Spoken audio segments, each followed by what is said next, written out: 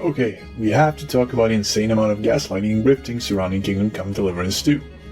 The situation was already bad enough with an early leak featuring a sub-Saharan African man lecturing white natives about the crime statistics of their own country, not to mention the awful treatment of their women. But we get the news about the presence of an unskippable gay cutscene.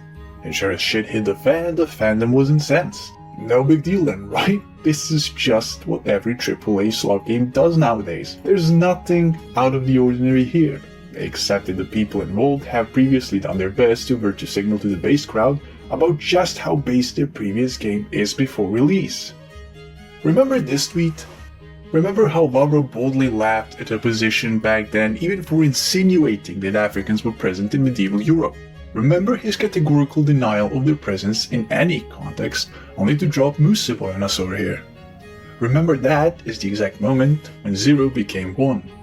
Now, if you're unfamiliar with Kingdom Come Deliverance 1, or you have just not paid too much attention to the story, the seeming grift of channels such as Gays and Gaming will assure you that they were always present, that the game is unequivocally progressive despite the sentiment of the time, and that the gay sex scene is simply a natural conclusion to what has already come before. Of course, this sentiment is missing a lot of context behind it, so let's provide it. The two examples given, and the only examples present in the game, are Lucas, a closeted monk who had self-reported on his sinful thoughts and accepted the seclusion of the monastery as his penance in prison, and the main antagonist of the series, Istvan Toth. Lucas's case is an enviable one, as even he acknowledges that who he is and what he thinks is sinful in nature. The game does not present his case with any degree of acceptance other than what your character can offer, and Henry does not shout gay rights, as Gays and Gaming would mislead you to believe. You either tacitly appease the sodomite tortured by his own existence in order to further your own ends, or you admonish him. All the same, the extent of his representation ends here, and he returns to being a timid and antisocial man he was before. Istvan, however, and the story surrounding him, tends to be way worse for the optics. From the beginning of the game, he remains a mysterious character, and you only really learn bits and pieces about him until you get your lucky break during Siege of Talmberg. There you capture his commanding officer Eric. Eric is fiercely loyal to Istvan, and during the interrogation, which you can fail and miss on this dialogue, you learn that he was orphaned by Istvan himself, who then raised him as his own. For what could very well read like a provocation in poor taste, it's assumed that Istvan had not only raised the boy, but also made him his lover. So let's put that into perspective.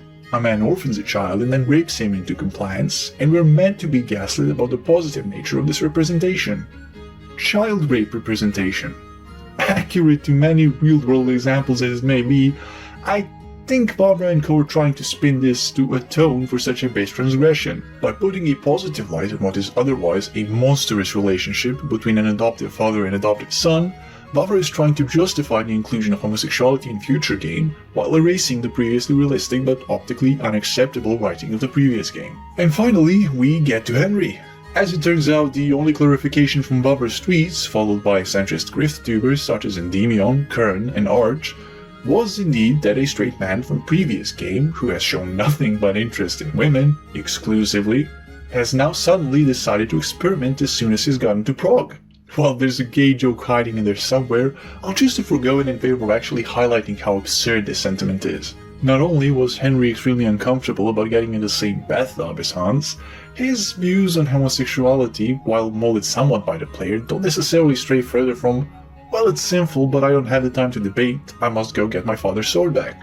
And this does beg the question, who would be the homosexual romance option that Henry gets involved with? Hans, your best friend and womanizer, whom you have previously helped bag at least 2 women in the past? Or Eric, who is on the enemy side, and potentially, if the stars align, becomes the very definition of the raped meme? We couldn't simply have a game wherein previously established canon was represented and left alone. You couldn't help but molest it, and much like Istvan molested Eric to corrupt him into unquestioning servitude, that is your writing, not mine, so too do you corrupt your game to further your gay agenda.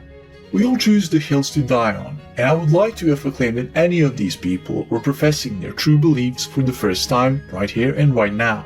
I simply ask that you open your eyes and ears and not give an inch, for a mile is soon to follow, and you will once again find yourself staring at an unfamiliar scene where once your favorite hobby stood.